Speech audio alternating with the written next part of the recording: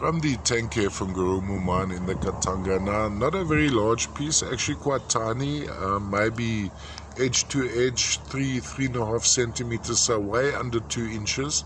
We have a matrix of dolomite, young dolomite, and sitting on the dolomite would be a thin crust of chrysocolla, I suspect, which is slightly bluish.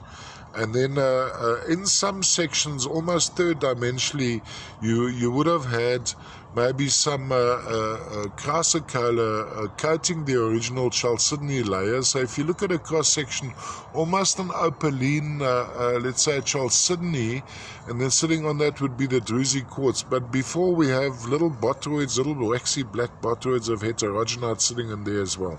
Large artistic aspect to this particular piece.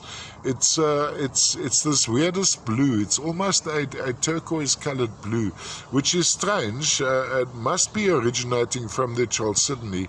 Now there are some sections of the chalcedony here as well which are simply boteroidal, so they haven't been coated by the druzy quartz, where there are other sections, as you see here, which have been coated by the druzy quartz. All the way from the Tenke from Gurumu mine in the Katanga. Now, from a display point of view, I would have it on a turntable going around like this, the various aspects. And under closer magnification, you'll see the white material is chrysocolla, maybe microboteroidal. And then on these sections, very, very difficult to photograph. The blue and the white colors usually put me out a little bit. And also, even with the video, it looks a bit dull. It's actually a very bright, almost a turquoise color.